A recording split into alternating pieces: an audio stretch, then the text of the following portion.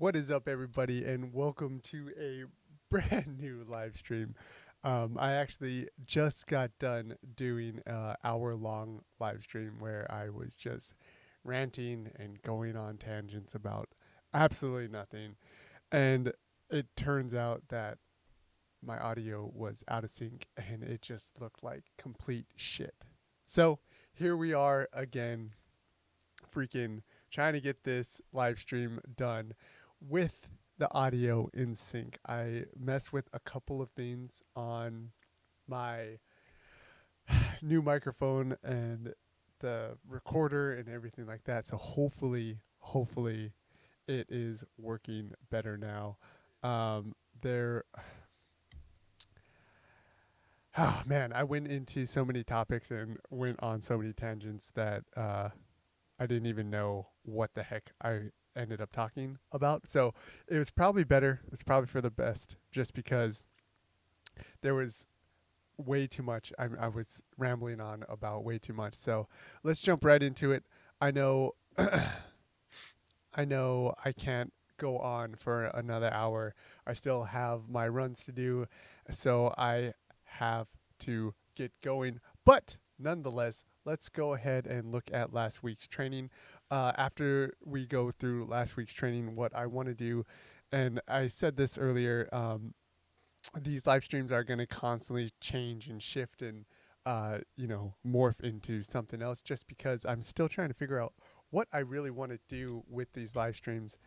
So on this one, I'm going to be testing out lessons learned, a lessons learned section or portion of the actual live stream, where we'll talk about failures or situations or other things that actually happened during my military career or during selection or during ultra marathons, wearing certain gear, or just in my personal life, and how that initial failure or initial lesson learned, I actually learned a lesson from, and how how I, actually dealt with that situation. The problem with one thing, hold on, I'm getting some feedback for some reason. Stop it. Okay.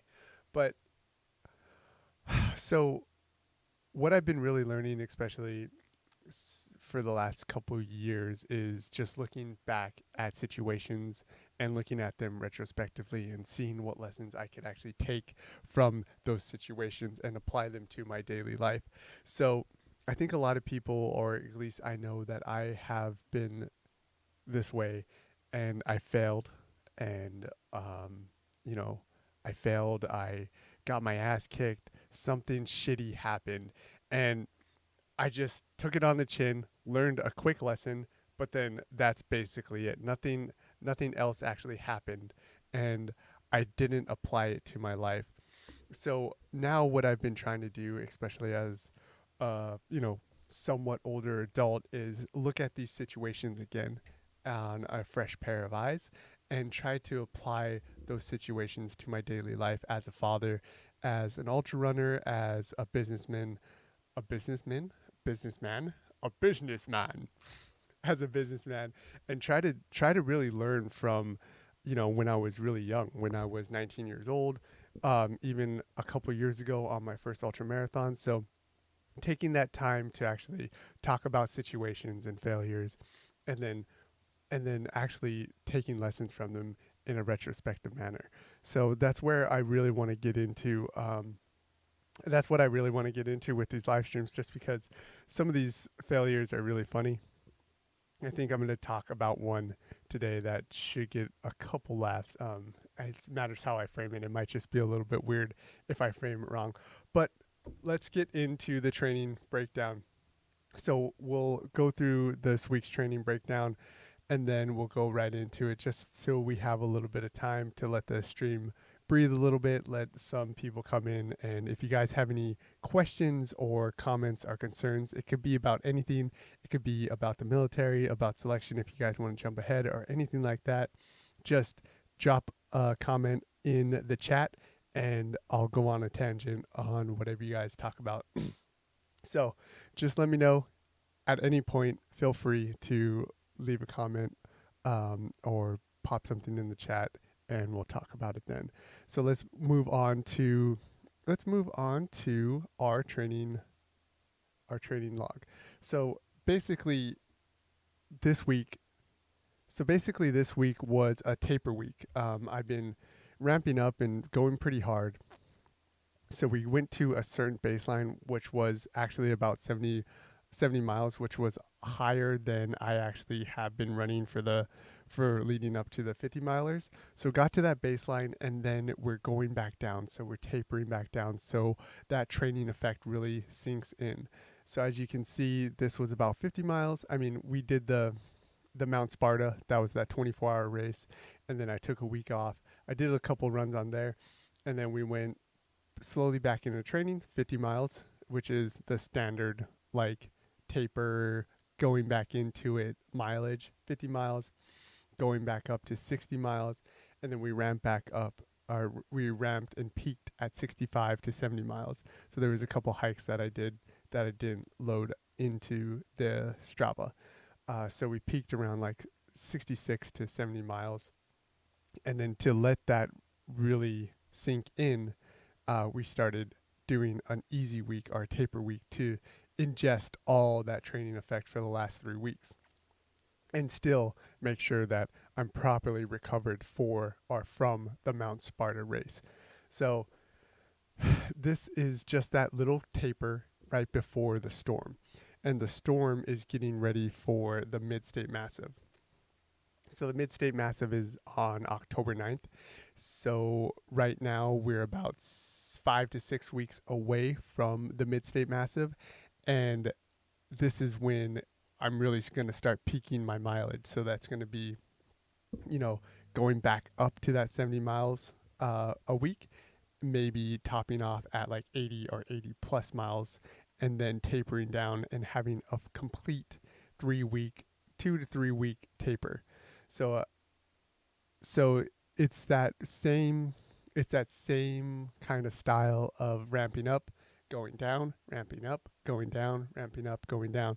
And that's just to make sure that your body has enough time to recover, take in that training load, and then get ready for new stimulus, which would be higher mileage. So Monday, same as every Monday. I did it on the treadmill. I'm going to do it on the treadmill again just to wake the body up, and just did a nice easy 5 miles, kept in that zone 1, zone 2. On Tuesday, we did the hill repeats once again. This is a similar thing that you'll see on all my training where it's really consistent.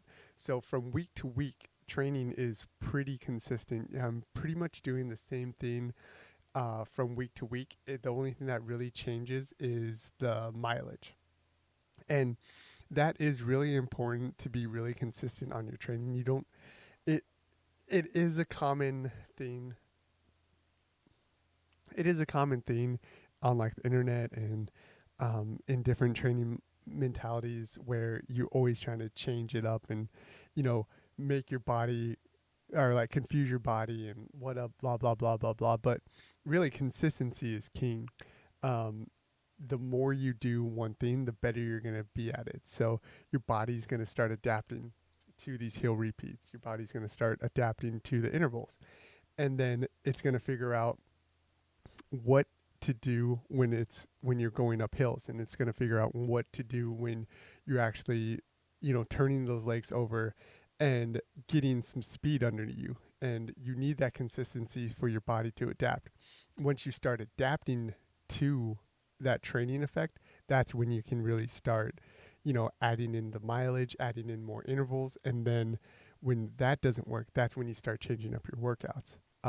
So that's why, especially when you watch YouTube on on like pro runners and pro everything, they have a lot crazier workouts because their baseline is so high that they have to kind of do more race specific stuff and more pretty stuff, or like more orgasmic looking things and training things, because they're such at their base level is such at that high level.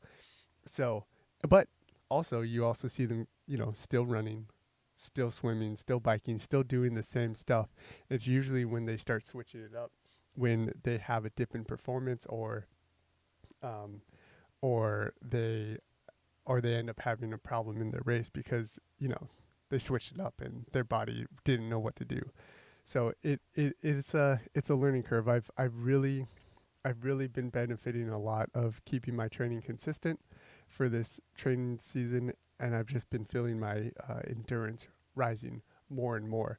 So same thing as we always do on Tuesdays, we do the hill repeats. This was more of a fartlek style hill repeat where we found a hill. Probably this one was probably about 6% grade, and we went up 400 meters, a quarter of a mile, and then did strides down, 300 meters, strides down, 200 meters, strides down, and then 100 meters, strides down.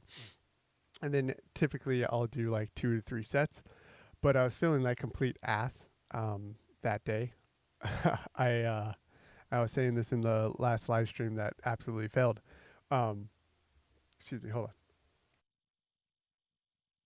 Just had a belch. Okay. But I said this in the last stream. I got some IPAs from a local brewery, and those IPAs just absolutely fucked me up. I mean, I drink beer. I like beer. Um, and I drink all types of beer. Usually when I'm like hanging out with my friends or we're going out to a bar, I always switch it up from like lagers and IPAs and ciders. I don't just stick with one beer and only drink that. I like to have a variety of different beers while I'm out drinking. But I do really enjoy IPAs and I drink them a lot. It's just for some reason this IPA just absolutely crushed me. I only drink one.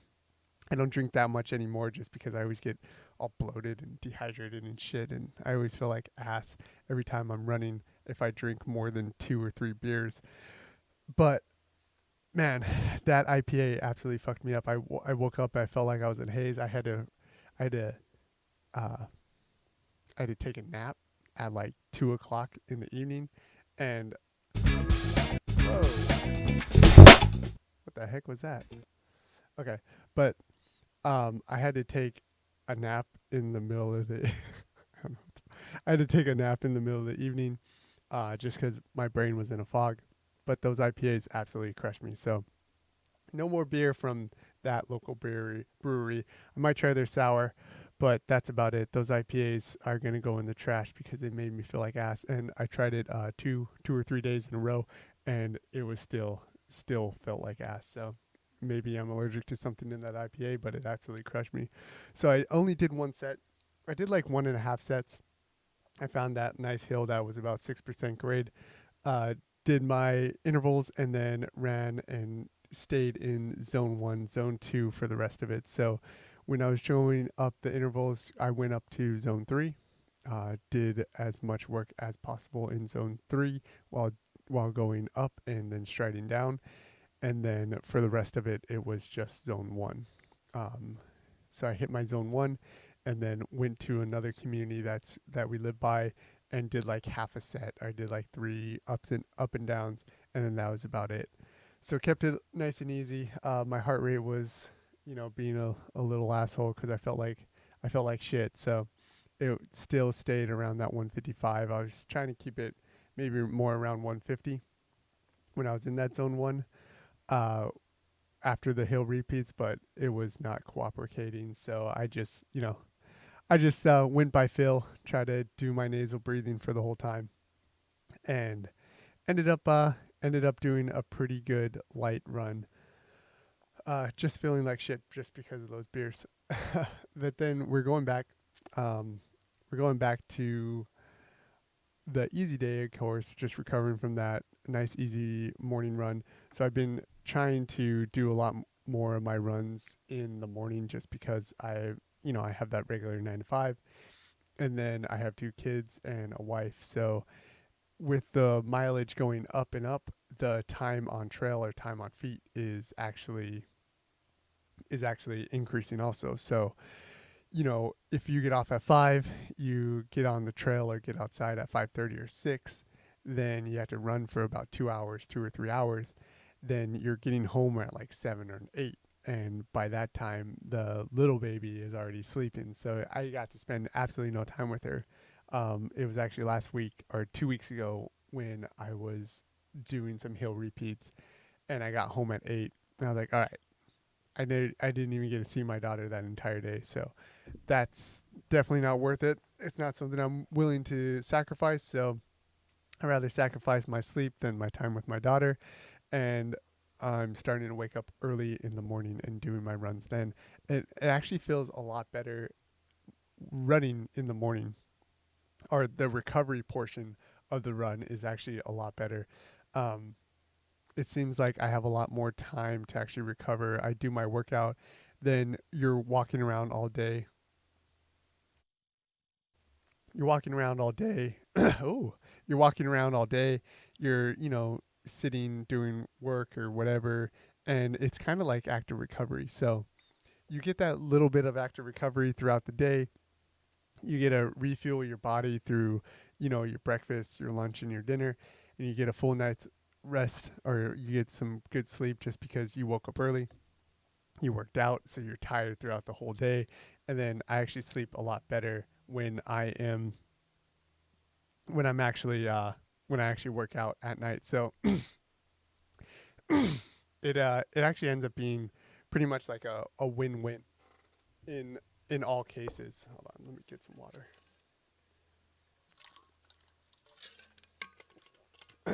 So if you are having trouble, or you don't think you ever have any time have any time to run or get your training in, wake up early. Life is all about sacrifice. If you want to do something that's hard, if you want to do something that's time consuming, you're going to have to sacrifice something. Either that's going to be, time at work, time with your family, or time sleeping. Then you have to sacrifice it. I try to go to bed early, try to get at least 7 hours of sleep, but you're going to have to sacrifice something if you want to do something hard that's going to take time. And that's what I've been really, really focusing on when I am waking up early. So hit that 5, and then on Thursday did the normal intervals. It was only like five intervals with 3-minute bursts. So zone 1 for the majority of the run, and then when actually doing the intervals, you hit up into zone 3. Zone 3 is trying to be as steady as possible, and that's kind of really where you can really see. I usually try to do them at the end of the run, just so my legs are nice and tired and I'm all sweaty and somewhat dehydrated, and then I expect my body to actually run faster or harder on that tired on those tired legs. So always try to I at least always try to do my intervals or my hill repeats in the middle or at the end of my run when my legs don't want to be doing that amount of work, just so they get used to that diversity. So 9, 10 miles, or 9 at mile 10. Oh my god, at mile 9 and mile 10, that's when I really those hit those intervals. And zone 3 isn't really that hard. I mean, it's maybe around 160 heart rate. Yeah, 165 heart rate, depending on your age and depending on your max heart rate. But you shouldn't be dying the entire time. It just should be almost like a tempo run, and uh, you're putting in a lot of work trying to focus on your foot turnover. So really making sure that your foot turnover is probably the priority on those intervals. So Friday was a rest day, of course, and then we went into our long run, which was only 20 miles, which is of course because we're doing that taper week once again. So I think last week was 24 miles, and then the next day was 12. With the taper, we only did 20, and then we were prescribed a moderate rolling hill. So the Mid-State Massive isn't that like hilly, or there's not that much elevation gain. There's about 11,000 feet of elevation gain. The Grindstone 100 had 23,000 feet and a lot more climbs. So there's a lot less climbing on the Mid-State Massive. So uh, so the elevation gain training isn't as important. So really just trying to make sure that my body is ready for those nice long rolling hills, which I have the most trouble with. And that was very apparent when I ran the Manchester to Monadnock race, where I got absolutely destroyed on the roads, rather than the actual summiting of the mountain. It's just like my body, or like my mind, doesn't know how to regulate the pace when it's a long slight incline. I just want to keep charging up that incline at a running pace, because it's a sidewalk, or it's a road, and my heart rate ends up spiking and I end up going too fast, and it absolutely crushes me in the end, and that's absolutely my fault. So in the Mid-State Massive, I'm definitely going to be running with a heart rate monitor, so I can monitor my effort, just because I'm such a knucklehead and such a knuckle dragger that I'll probably try to push a little bit too hard. So as you can see on this is the route for the Mid-State Massive 100 that we'll be running, or that I'll be running in. I don't know why I always say we. That's kind of weird. But most of the elevation gain is in the first 30 miles, and the real big climb is like in the first 10 miles, or like one of the first big climbs is in the first 10 miles, and then the biggest climb is at a marathon in, or right around 28 miles or so you get a marathon under your legs, and then you're summoning up Mount Wahashit. I don't know how to say that freaking word. I don't know what it is about New England freaking names and the freaking people here, that they have one way to spell it and then they say it another way, and I suck at spelling and I suck at pronunciation, and pretty much just the English language, just because I'm a knuckle dragger. So I always have trouble with everything New England, and they always make fun of me, which is fine because I kind of deserve it. So whatever it may be, Mount Wahashit, it is a ski resort. I actually ran up this mountain in 2019 when I was training for the Grindstone 100. It's a pretty nice course, or it's a pretty nice mountain. There is some really good movement that you can do on the back side of the mountain, but right at the steep part, right here, right at the tip, it does get pretty scrambly. So you're kind of like climbing up the mountain, where it's probably like that 20% grade, where you're just really there's no running to be had. You're kind of just scrambling up the mountain for probably about half a mile to a mile, maybe like a mile long. So I do like that right there, or like right at that marathon. That's really when your legs start getting a little bit tired, that we're really going to be switching up the terrain. So it's switching up the energy systems, where this will probably be all aerobic, and then this will be more muscular endurance, just hiking up there. So with long hikes like this, my heart rate usually shoots pretty low, or goes pretty low, and then it just focuses on the muscular endurance portion, and I kind of get like time to recover, as long as I don't get excited and start chasing people down on the trail like I tend to do, because I'm an idiot. um, I should be okay, and I should actually be able to use this time to recover somewhat, at least my aerobic base, or my breathing and everything, reset everything, and then get ready for 70 more miles of pretty much just trail style rolling hills. So those are the absolute crushers. I'm not going to probably go out of zone 1 or zone 2 until, well, the plan is to not go out of zone 1 or zone 2 until 50 miles.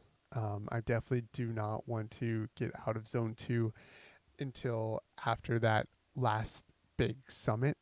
and then on the back end is when I really want to start pushing it. Now that's always the plan for every ultra that I do, and I always end up just blowing out in the first 10 miles. That's what happened in that OSSCIA 50 miler that we did 2 months ago or a couple months ago. I got excited because, I saw some subscribers at the start line, got all excited, ran a little bit too fast. It was hot and humid, lost all the sweat in my body, uh, was working way too hard.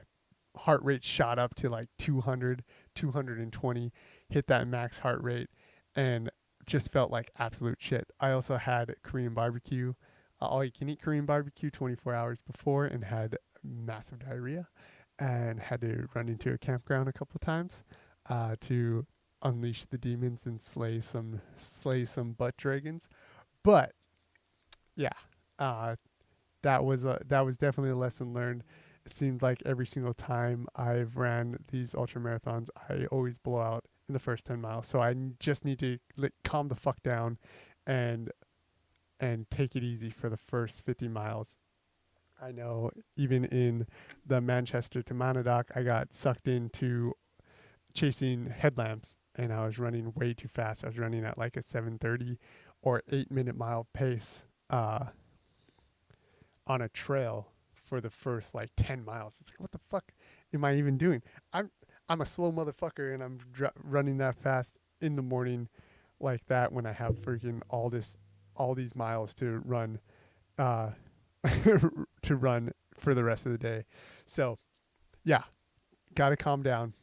Of course, this is going to be the same conversation probably every single time I'm about to start a race, but the pacing was really good for the Mount Sparta 24-hour, so I'm going to take what I learned on the Mount Sparta 24-hour and hopefully put it into this 100-miler, because the pacing from the start was really good on that 24-hour race. So maybe I did learn my lesson. We'll see. Going back to the training, we finished up. I mean, that was a good interval training, and then Friday was a nice, easy day. I just took a rest. We hit that 20-miler, of course. So the 20-miler was, again, zone 1, zone 2, just trying to keep it easy. But then what we're also adding in is a fast finish. So the last 3 miles is a fast finish at zone 3. So as you can see, we just stayed at zone 1, zone 2. Usually on like flatter or rolling hills, I can, easily stay at like 9-minute mile per pace or 9:30. And then that's zone 1, zone 2. And then when I get into zone 3, that's when I'm at like 7:30 to 8 when it's flat. And then with rolling hills, it's, 8:30 or so. So the last 3 is once again just trying to tell or show your legs or get your legs ready for, a little bit extra work when they're already tired. So ran 17 miles and then expecting your legs to actually get some proper turnover and put some proper speed on the last 3 miles. So that's always that is always fun to do, and it's always fun to push it for the last 3 miles of your race. That this run was kind of a tour around the city, one of our sister cities that I live in.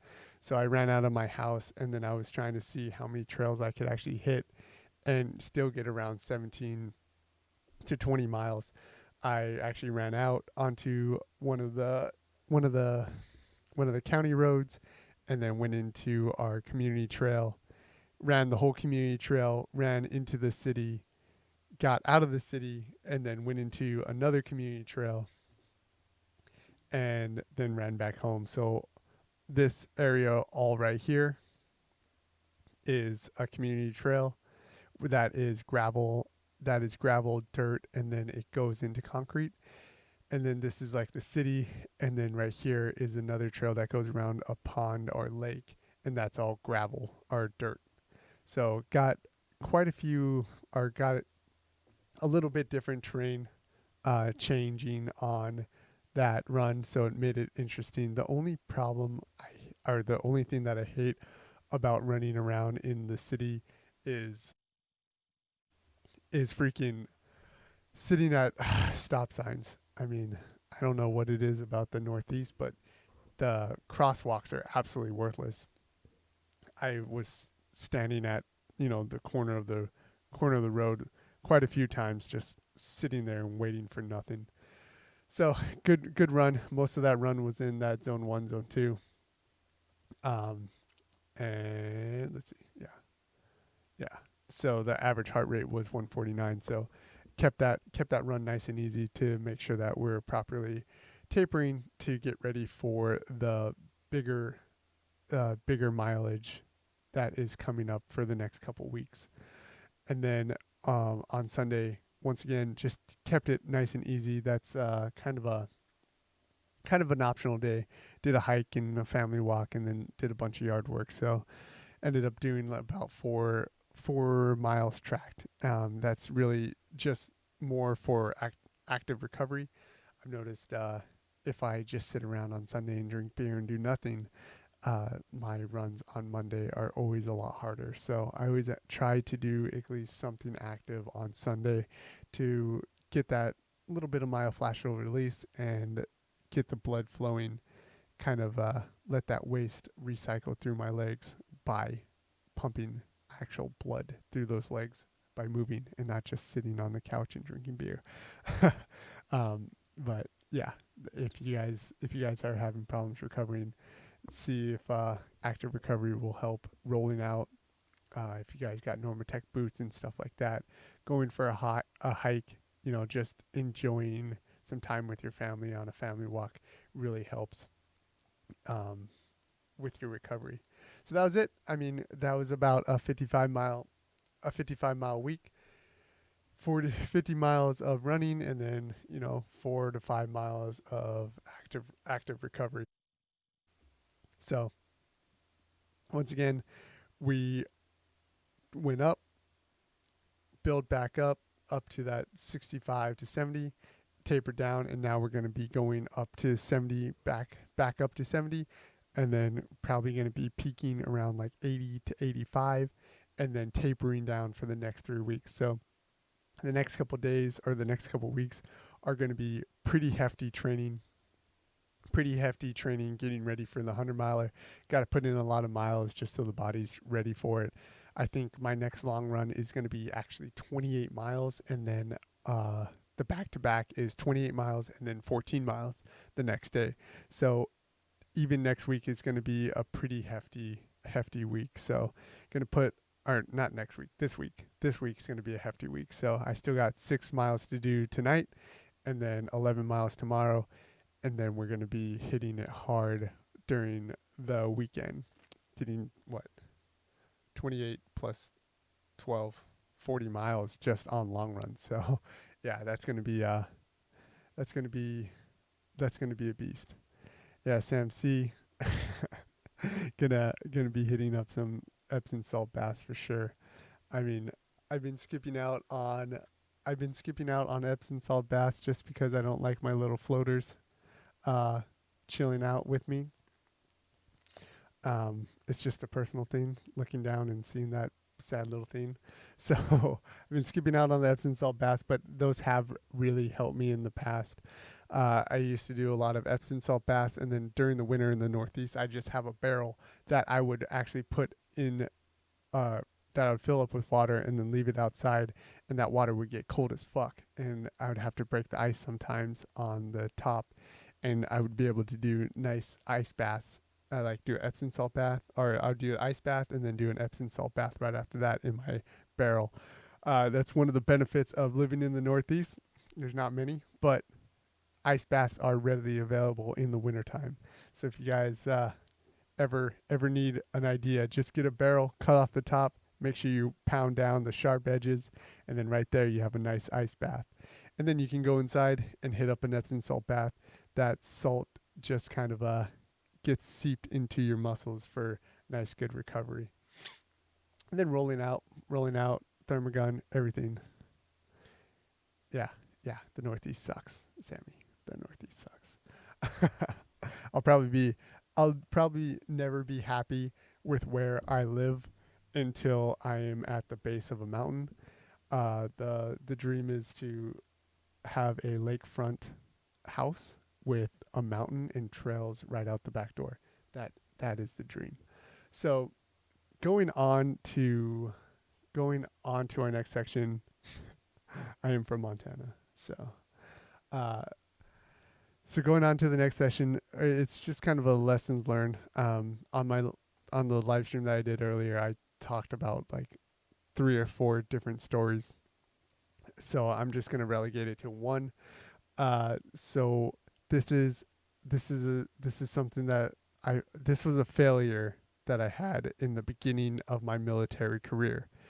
It was in RASP hold. So RASP is the Ranger Assessment Selection Program.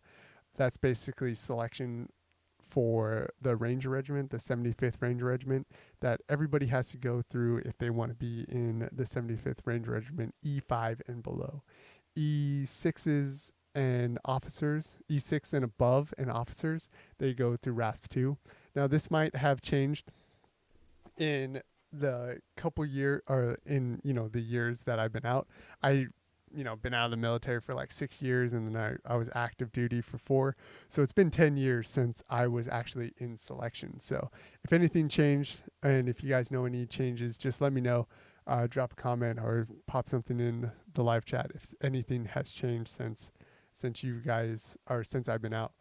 But basically, I was in Rasphold. So Rasphold is between airborne and selection. So in the military, they're pretty much after every single class or every single course that you do, you're in a holding process. So everybody thinks when you join the military, you just go onto a bus, they shave your head, and then they kick you out, and then you're in basic training getting smoked by drill sergeants. And that's definitely not how it is. You go through this whole freaking process of finding a job, going through MEPS, getting all signed up, and then you go to basic training, or what you think is basic training, wherever you're assigned, and you immediately go into holding and in process, in doc.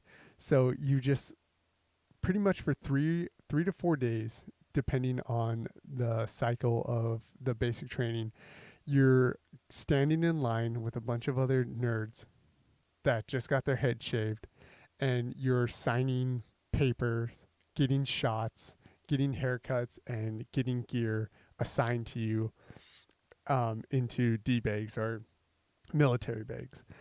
So you're basically getting assigned everything that you're going to be taking throughout your Army career or your basic Army career. And you're getting everything just, thrown at you by civilian contractors, and the NCOs that are in charge of you are pretty much people or NCOs that they don't know what to do with, and they hate their fucking lives because they're dealing with a bunch of people that just joined the Army, and they're just pretty much, corralling cats or herding cats. So as you could imagine, it's just a bunch of like 19-year-old kids, 18-year-old kids, like 17-year-old to 25-year-olds just fucking going crazy, all walks of life. There's kids that instead of going to prison, they went to the Army, or rich kids that wanted to follow in their dad's footsteps and ended up in the Army, or just kids that didn't know what else to do and ended up in the Army. So all walks of life are in that holding cell. It doesn't, holding cell pretty much, but like all walks of life are in that holding center. It doesn't matter what your MOS is. It doesn't matter if you're in there for like special operations, or you got if you got an option 40, a special operations contract, you still go into the same indoc. So there was like stupid kids like fighting in the bathroom and beating each other up. I just tried to stay quiet and hang out with the nerds that I found and talked about anime and kung fu movies and everything like that. But these kids were going absolutely insane and fighting in the bathrooms. What can you do? So basically you're in holding, then you go to basic training, you do your basic training, then you're in holding again, with a Ranger contract, which is 11 X-ray, 11 X-ray option with an option 40, and that's basically saying that you can either be an 11 Charlie, which is a mortarman, or 11 Bravo, which is infantry. And then after you do your AIT or your basic training, you get an automatic slot for uh, Ranger Assessment Selection Program, or RASP, or it used to be called RIP. I went through RASP. So you basically automatically get a chart for that. So you go to basic training, and then if you have that option 40 contract, you go to airborne right away. And then after you're done with airborne, you go to airborne hold, and then the RASP cadre come and pick you up at airborne hold. And during the whole time in airborne hold, they just pretty much talk about how the RASP cadre are going to run you to the airfield and run you to Ranger Regiment and kick your ass the entire time. So they come and pick us up. They pick us up in buses, and we're like, oh, cool. It's too hot that they can't smoke us. And we're all sitting in buses all happy that we're not going to get our asses beat. And they park 2 miles away from Ranger Regiment and run us to Ranger Regiment and smoke the fuck out of us. And then we end up in RASP hold. So in RASP hold, when I got there, another class was actually going to start. It was going to start about 3 days after I got into RASP hold.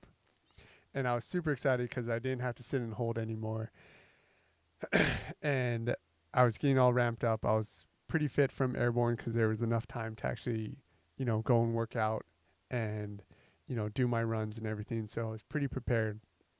And then just for no freaking reason, if I failed a PT test, or I failed something, or if I failed anything, it's understandable. But, nothing fucking happened. I just got held back. I think they had too many people, and they held a couple of us back. I think they held like 10 or so of us back, and we had to wait for the next RASP class.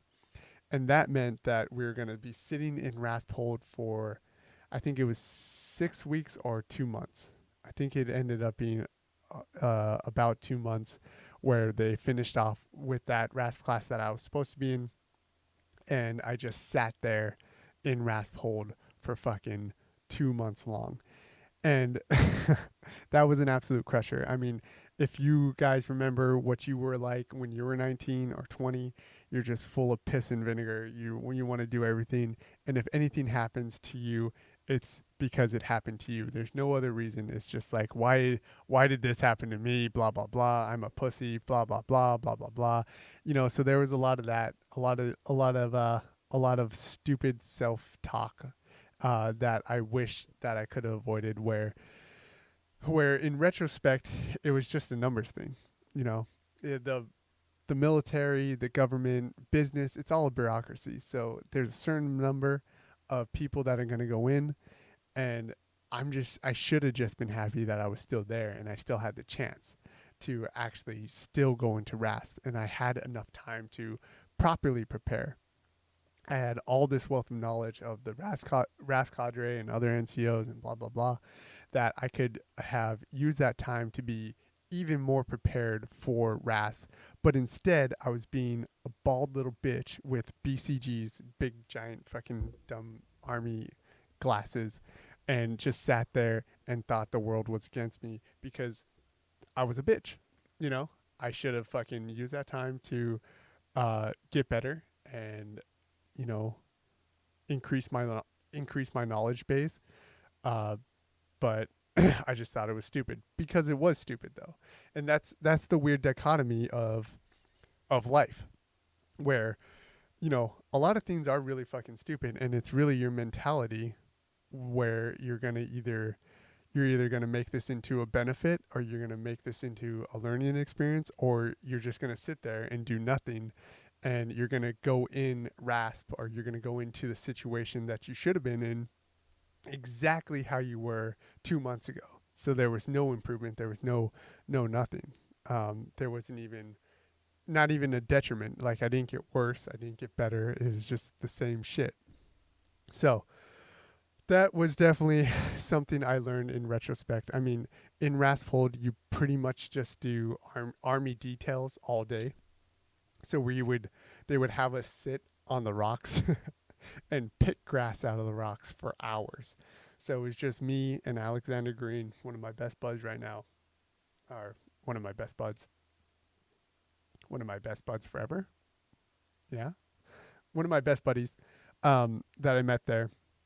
He was in there almost as long as I was, and we would just sit on the gravel and pick freaking grass out of the gravel, and then we would take our e-tools and edge the lawn and do stupid details, get smoked in the morning, uh, half-ass smoke just because most of the cadre there, that's not their main job. They're getting ready to become platoon leaders, um, and they're assigned to the headquarters, so they're morely focused on getting ready to actually take a platoon, just because they have to do their staff time somewhere. So they put NCOs, E5s that were trying to get into Ranger Regiment in charge of us.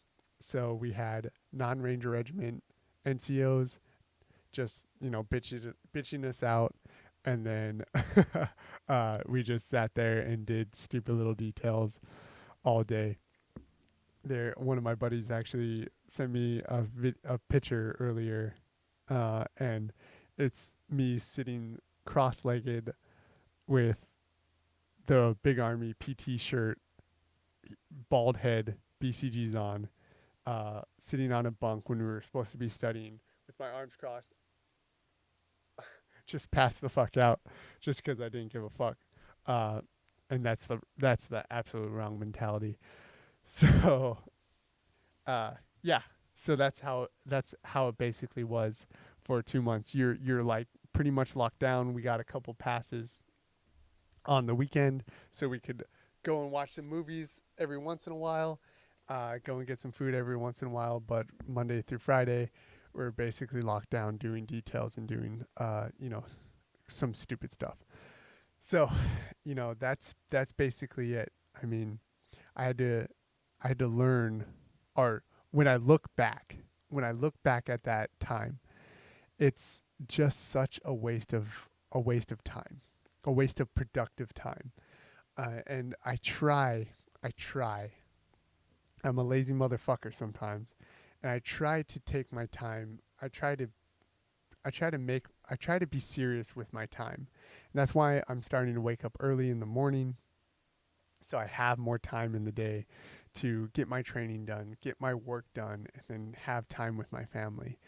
And then any lull time, instead of just sitting on TikTok or YouTube and just sitting there and watching something that's not productive, not learning anything, actually using that time to get better, to research something that's going to make my running better, make these videos better, make the sound quality better, do something with the time that I have extra, uh, and use it to advance in some way. And that also includes actually enjoying off time. So that's a little bit different than just droning and not doing anything. When you actually have projects or other things that you're doing, when it's time to relax, it's time to fucking relax.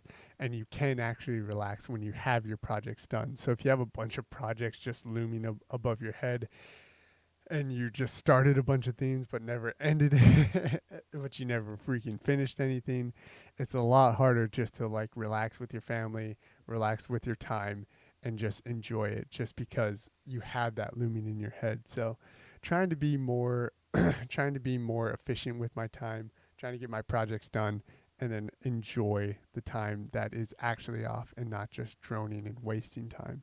So in retrospect, if I could say anything to myself when I was in that situation, it's like, use that fucking time. Don't fucking, be lazy. Don't have a pity party. Don't keep saying that I should be in that class. I should have been in that class. I should have been in that class. Why am I in this rasp hold? It's like I met one of my best friends in I met one of my best friends in the world that I'll always have in my entire life.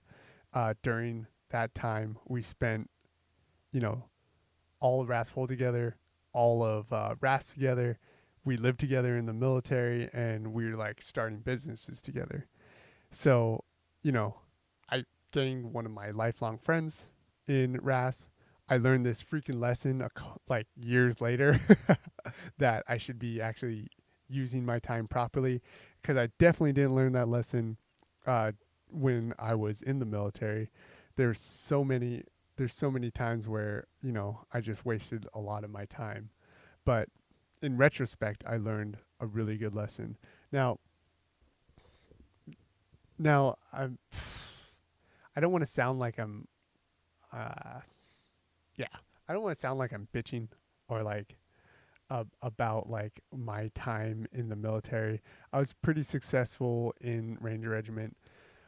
It's just when I think about it retrospectively, there's so much more that I could have done and so much more that I could have learned in the Ranger Regiment, when I had my time in there. Man, my brain's just in a constant loop of trying to say time over and over again. But one thing that I want to take away, or have people take away from these stories, is that, like, everybody fails.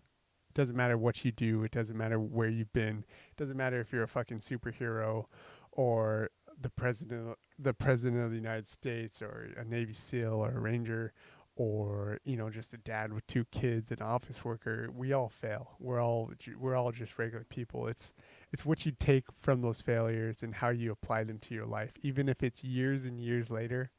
It's what you really do with that failure. It's what you do with the situations in your life and how you react, and the lessons that you learn from them is how you shape yourself as a person today.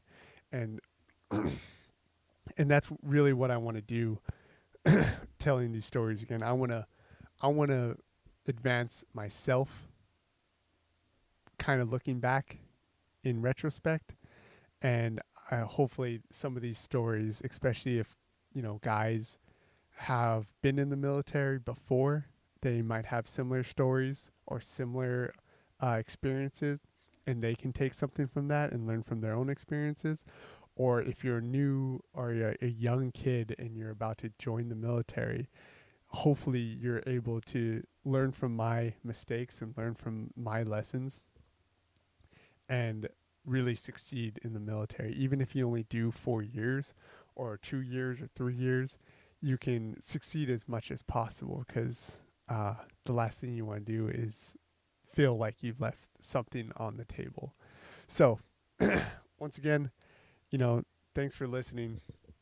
If you guys made it through this whole video, I mean, I already did an hour long before this, and then now this is coming on an hour. So, a lot of rambling. Goddamn. I fucking talk too goddamn much and ramble and go on tangents too much. If you guys have any questions, any ending comments, just let me know in the chat. Gonna wrap it up. I still got my 6 miles that I gotta run, but hopefully you guys learned something from that little tale. I know it's not relatable. It might not be directly relatable to your life if you weren't in the military, but there is always that lull time. So, however you want to shape it and try to learn a lesson, just just let me know.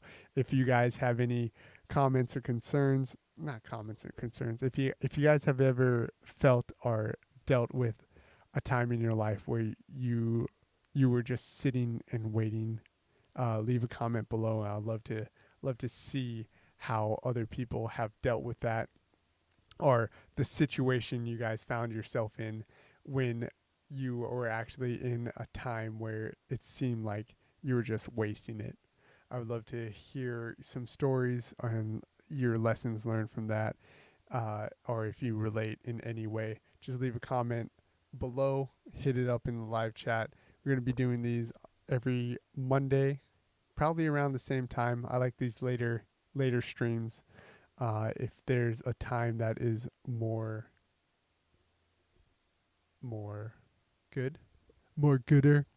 If there's a time that's more gooder, just let me know. But I got a lot more races, a lot more training, a lot more stories coming. Got the Mid-State Massive that's coming in October. Going to probably be doing a couple winter ultras also. So going to be hitting up a lot more races, a lot more training, a lot more gear reviews. Got a lot of gear reviews that I'm working on currently.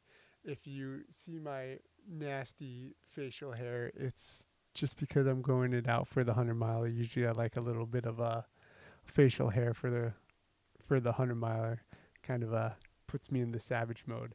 So if you guys want to follow along, hit like, follow, subscribe, leave a comment below. Thanks for listening, and have a good day or good night. God damn, it's late.